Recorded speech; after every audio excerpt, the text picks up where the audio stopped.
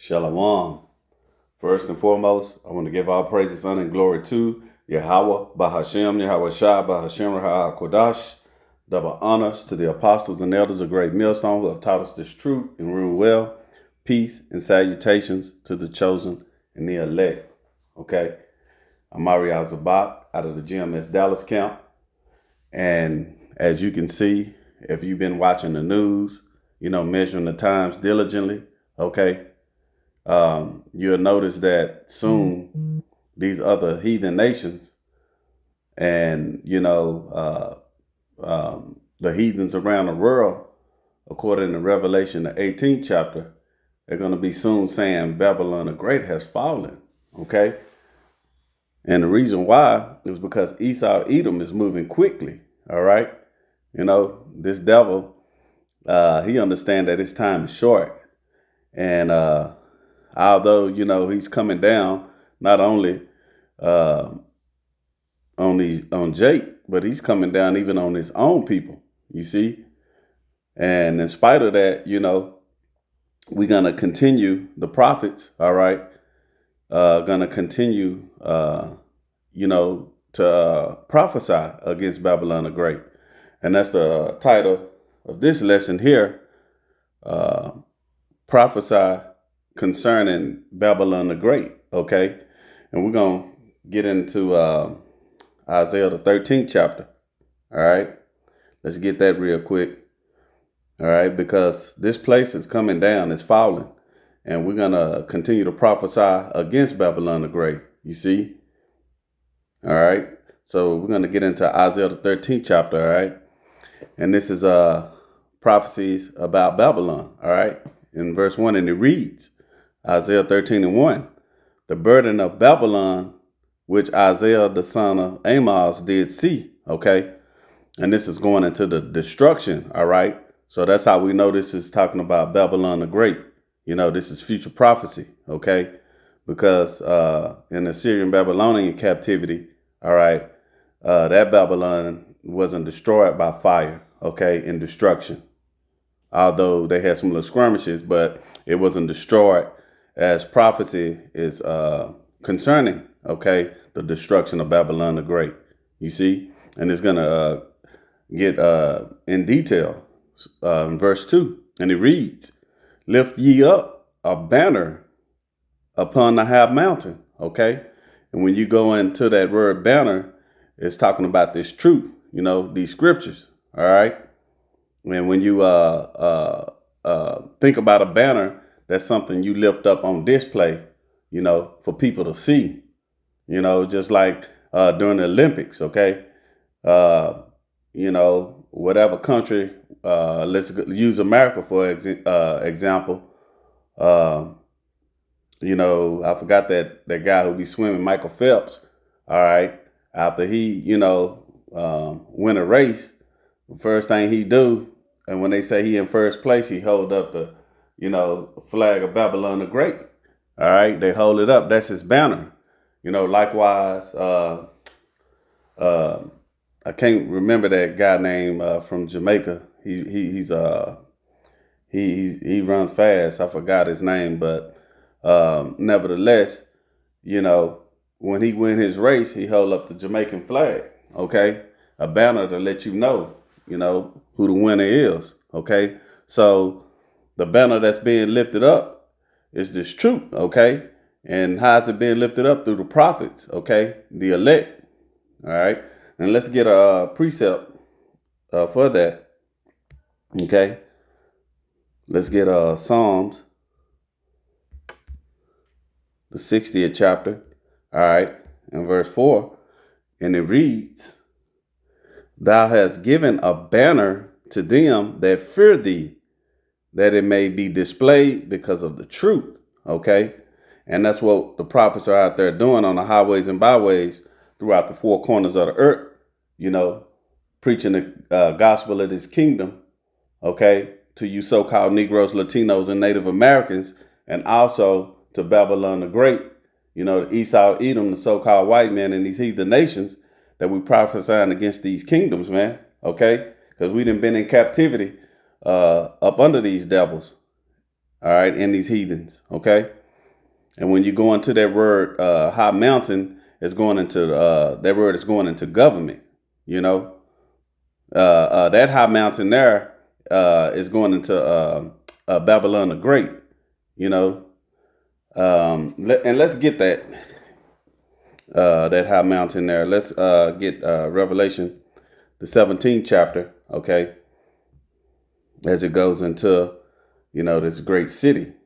You see, this is Revelation chapter 17 and verse 18, and it reads, "And the woman which thou sawest is the great city which reigneth over the kings of the earth." Okay, so that great mountain is talking about Babylon the Great, and that woman goes into the harlot. You know, she's compared to a harlot, and we can get that if you move up Revelation 17 verse 5, and it reads, "And upon her forehead was a name written, Mystery Babylon, the great Babylon the Great, the mother of harlots and abominations of the earth." You see, so that's what that woman is going into, is being compared to a harlot, because all of the nations then partaking in, you know, our captivity as we can get. Let's get that, okay. That's in First Maccabees chapter 2 and verse 10, and it reads, "What nation had not had a part in her kingdom and gotten of her spoils?" You see, so all of the nations have played a part in our captivity. All right, that's why, you know, Babylon the Great is all of the nations, the heathen nations, that gotten in bed with her, because it's based off of the backs of you so-called Negroes, Latinos, and Native Americans. Okay, y'all the biggest consumer. You see, this is what makes the world go round. Okay, all right, and continuing on back in Isaiah the 13th chapter, and it reads, "Lift ye up a banner upon the high mountain, which is Babylon the Great, exalt the voice unto them." And how do we do that? We're doing that through the prophets, okay? And you can get that in Isaiah, the 14th chapter, all right, verse 4, and it reads, "That thou shalt take up this proverb against the king of Babylon, and say, How had the oppressor ceased? The golden city ceased." Okay? So we doing this, you know, through the prophets, okay? You see? And continuing on with verse 5, and it reads, "Yahweh had broken the staff of the wicked." Okay, so Babylon the Great is power. You know, Esau Edom is falling out of rulership. Okay, and the scepter of the ruler. So his time to rule, you know, is almost up. Okay, and that's through the prophets lifting up this banner. All right, in Babylon the Great. You see? All right. Let's go back to Isaiah 13th chapter, and I'm going to start from verse 2 again, and it reads, "Lift you up a banner upon the high mountain, exalt the voice unto them." All right, and that's why we out there on the highways and byways, you know, preaching this truth, man. Okay, not only we prophesying, you know, against many kingdoms, you know, we also, you know, prophesying, you know, to our people as well, okay, to repent, because this place is going down. You see, continuing on, "that they may go into the gates of the nobles." All right, and that's going into the top bankers and the elites. All right, the kings. All right, and that's who's being controlled by the small hats. All right, and let's get Jeremiah 28 and 28. Let's get that real quick. All right, this is Jeremiah chapter 28. All right.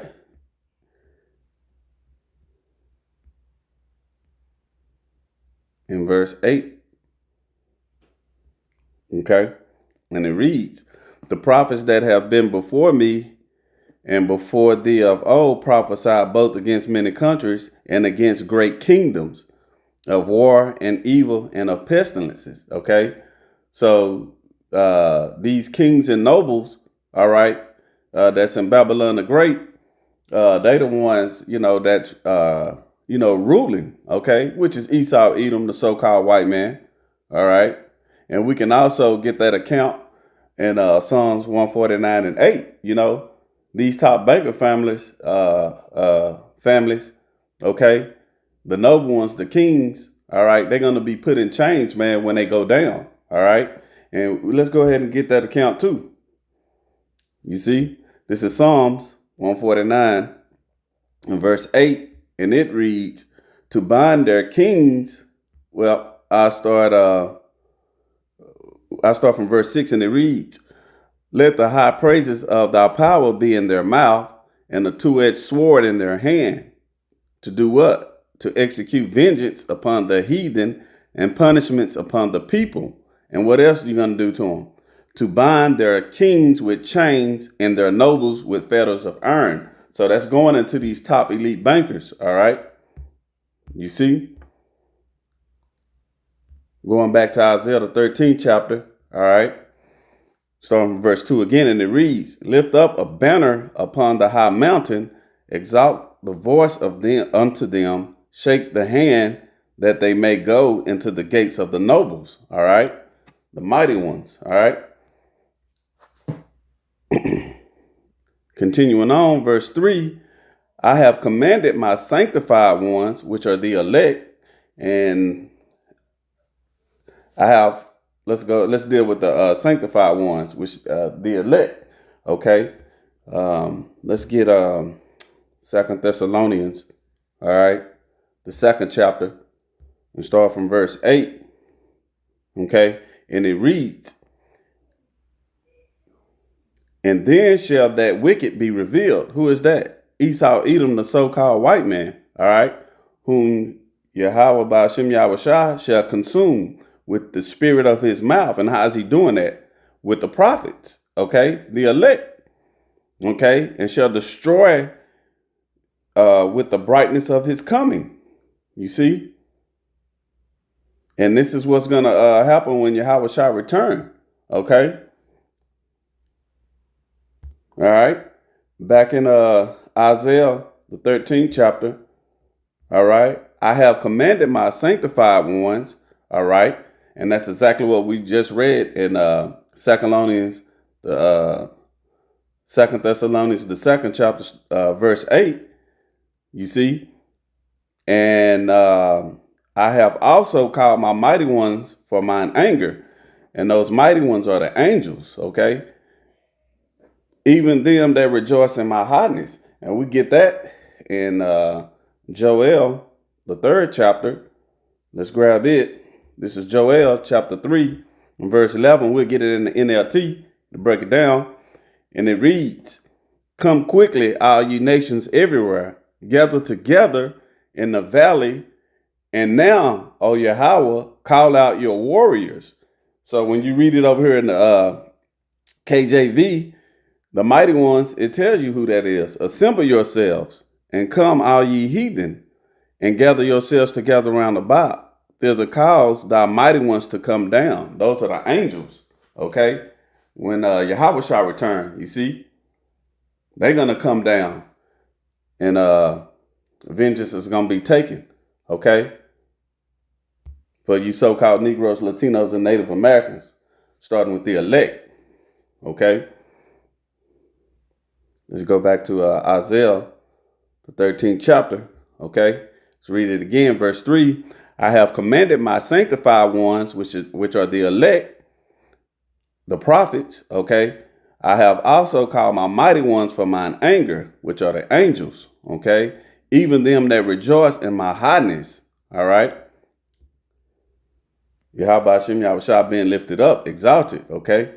In verse 4, and it reads, the noise of the multitude in the mountains, and these are the different governments, okay? The other kingdoms, the heathen nations, all right? They got they have their armies. That's why it says the different mountains, the different governments, they all got militaries, okay? Like as of a great people, a tumultuous noise of the kingdoms of the nations gathered together. All right. And this is, again, you can get that account in Joel, the 3rd chapter 2, first verse. Okay. And this is what going into World War III. All right. Because this devil here, he's trying to get out Esau, Edom, the so-called white man, trying to get out this $1 trillion debt, man. So he's gonna, as he's doing now, causing the government to shut down. And what is that doing? He trying to usher in his NWO, man. You see? And trying to get people to get that digital ID so he can bring on the MOTB, that micro C-HIP, okay? You see? And it reads, verse 4 again, the noise of the multitude in the mountains, talking about, the governments of these other kingdoms, the heathen nations, all right? A tumultuous noise of the kingdoms of the nations gathered together. The Lord Yahweh of hosts mustered the host of the battle. So all of the heavens army has called, this army together, okay? So, this battle that's about to take place, which is World War III, okay, that's part of these the few prophecies that we're in right now, man. Okay, we in Jacob's trouble, all right, and Esau Edom is moving fast with this digital ID, man, to usher in the NWO. You see, verse 5, and it reads, "They come from a far country," all right, and what is the day is talking about? It's talking about the nuclear ICBM missiles, man. You see. They come from a far country, from the end of heaven, even the Lord, Yahweh, and the weapons of his indignation, which is his righteous anger. And you can get that account in Isaiah, the 34th chapter. To do what? To destroy the whole land. All right. And let's get that account in Jeremiah, the 50th chapter. All right. This is Jeremiah chapter 50 and verse 25. Okay. And it reads, Yahweh had opened his armory and had brought forth the weapons of his indignation, again, which is his righteous anger. For this is the work of Yahweh, thy power of hosts, in the land of the Chaldeans, which are the Amalekites, man, these top banking families. All right. You see, these elites. All right. Let's get Zephaniah, another account. Zephaniah chapter 3 and verse 8. And it's going to get into it some more. All right. Therefore, wait ye upon me, said Yahweh, until the day that I rise up to the prey. For my determination is to gather the nations. You see, that's World War III. Why? That I may assemble the kingdoms to pour upon mine indignation, his righteous anger, even all my fierce anger, because Babylon the Great is going to get destroyed. It's going to be desolate. Even all my fierce anger, for all the earth shall be devoured with the fire of my jealousy. And why? And what is his jealousy? Okay, we're going to get that. Let's get Zechariah, the 1st chapter, and verse 14. His jealousy of what? You so-called Negroes, Latinos, and Native Americans, starting with the elect. This is Zechariah 1 and 14, and it reads, So the angel that communed with me said unto me, Cry thou, saying, Thus said Yahweh of hosts, the army, okay, the angels and the chariots. I am jealous for Jerusalem, because we are people before it's a place, and for Zion with a great jealousy. Okay. So, hey, you so-called Negroes, Latinos, and Native Americans better repent, because death and destruction is coming toward Babylon the Great, and it's going to happen through World War III. Okay. But, Esau Edom had to, try to usher in his NWO, that New World Order, okay? And get everybody micro C-HIP, that's the wicked 2/3, okay? Because everybody's not going to take it, but the wicked 2/3 going to take it. That's why he's trying to starve y'all out, to get y'all to bend. But y'all gotta have faith in Yahweh Shai, man. Okay? The law ain't gonna do it alone. The law is good, but you're gonna have faith in Yahweh Shai through his death, burial, and resurrection. You see? Okay? So Lord willing, this lesson was edifying. And with that, I want to give all praises, honor, and glory to Yahweh, Bahashem, Yahweh Shai, Bahashem, Rahah, Kodash. Double honors to the apostles and elders of Great Millstone who have taught us this truth and rule well. Peace and salutations to the chosen and the elect. Shalom.